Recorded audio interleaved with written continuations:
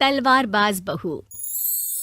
बचपन का शौक समझ निक्की के घर वाले उसका एडमिशन फेंसिंग कोचिंग में करा तो देते हैं, पर कुछ सालों बाद वही शौक जब उसका जुनून और सपना बन जाता है तो सब उसके खिलाफ हो जाते हैं। और लड़की के हाथ में तलवार दो ना, अब मैडम तलवारबाज बनना चाहती है। बच्ची का शौक समझ दाखिला करवा दिया, क्या पता था ये सब देखना पड़ेगा। अरे बहुत हो गई तलवारबाजी, आज से तू सिर्फ रसोई और बेलन देखेगी। पर मम्मी पापा, फेंसिंग भी फुटबॉल और क्रिकेट की तरह एक स्पोर्ट है। थोड़ी और प्रैक्टिस के बाद मुझे स्टेट, फिर नेशनल और फिर इंटरनेशनल खेलने का मौका भी मिल सकता है। निक्की की बात से भड़के हुए घर वाले आगे कुछ सुने या समझे बिना उसके घर में रहने का ऐलान कर देते हैं, जिसके कुछ हफ्तों बाद निक्की की आयुष के साथ शादी हो जाती है। ससुराल पहुंचने के कुछ दिनों बाद बहुत हिम्मत के साथ निक्की फिर वही फरियाद लिए इस बार अपनी सास के पास जाती है। मम्मी जी, क्या मैं कोचिंग दोबारा शुरू कर सकती हूँ? कैसे कोचिंग? तेरे मम्मी पापा ने तो हमें किसी कोचिंग या पढ़ाई के बारे में नहीं बताया। वो पढ़ाई नहीं, फेंसिंग की कोचिंग है। और देख, अपने अंग्रेजी के बड़े बड़े शब्द ना मुझसे ना बोला कर, सीधे सीधे बता कि ये फेंसिंग है क्या। मम्मी पापा के साथ अपने एक्सपीरियंस के बाद निक्की कोई रिस्क ना लेते हुए सास से झूठ बोल मंजूरी ले लेती है, और इसी के साथ निक्की के सपनों की दुनिया शुरू हो जाती है, जिसमें अब वो सुबह उठ जल्दी जल्दी घर का सारा काम खत्म करके ज्यादा से ज्यादा समय अपनी फेंसिंग प्रैक्टिस में बिताने लगती है। इसी तरह महीने बीत जाते हैं।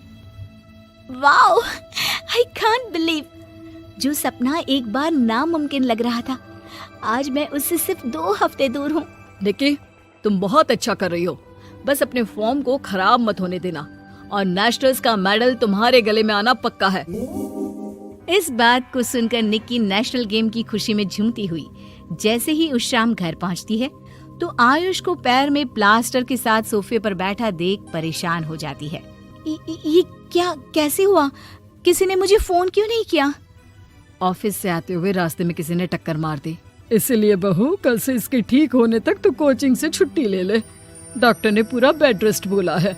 पति की हालत और सास की बात से हैरान परेशान निक्की आगे कुछ बोले बिना अपने कमरे में चली जाती है। अब मैं क्या करूंगी? दोनों तरफ मेरी जिम्मेदारी है, अगर एक भी पूरी नहीं की तो लाइफ में दोबारा सुकून की सांस नहीं ले पाऊंगी। सच बता दूं क्या?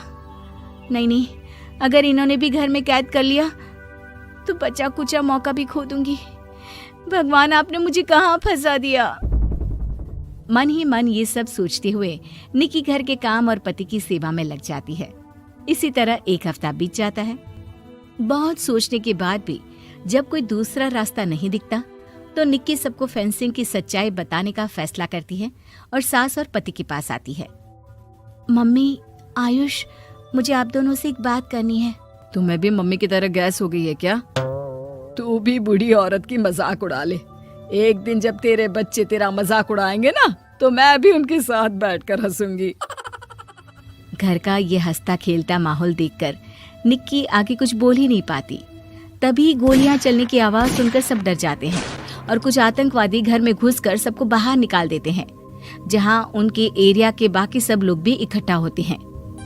कोई किसी भी तरह के होशियारी नहीं करेगा, हमें बस कुछ समय के लिए चुप रहने की जगह चाहिए, इसलिए अगर तमीज में रहोगे तो जिंदा बच जाओगे, और अगर मरने का ज्यादा मन हो तो अपना सीआईडी वाला दिमाग चला सकते हो।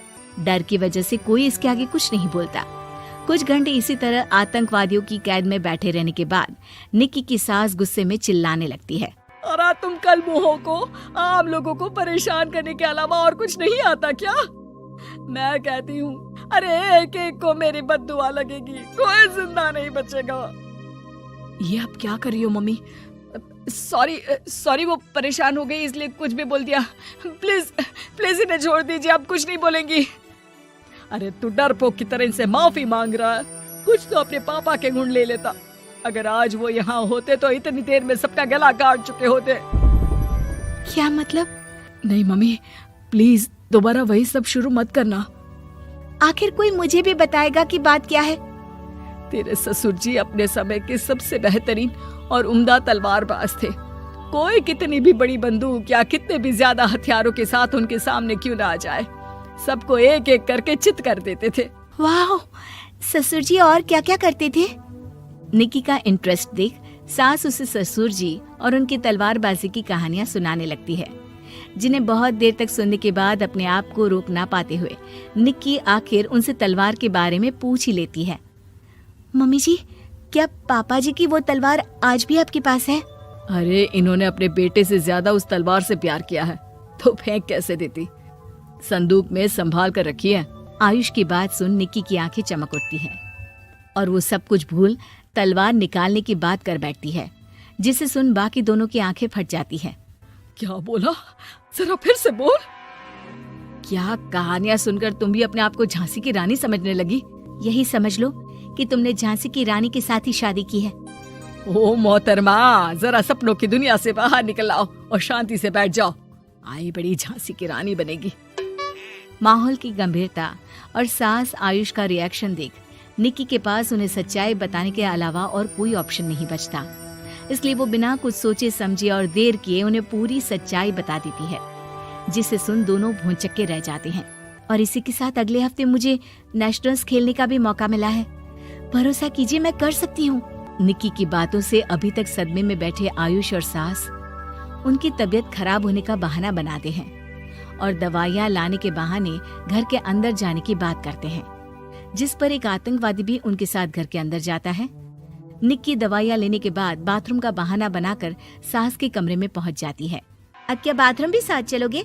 यही कमरे में रुको। 5 मिनट में बाहर नहीं आई तो अंदर आकर सारी गालियां सिर में उतार दूंगा। निक्की बाथरूम के अंदर चली जाती है। अब क्या करूं? तलवार कैसे निकालूं?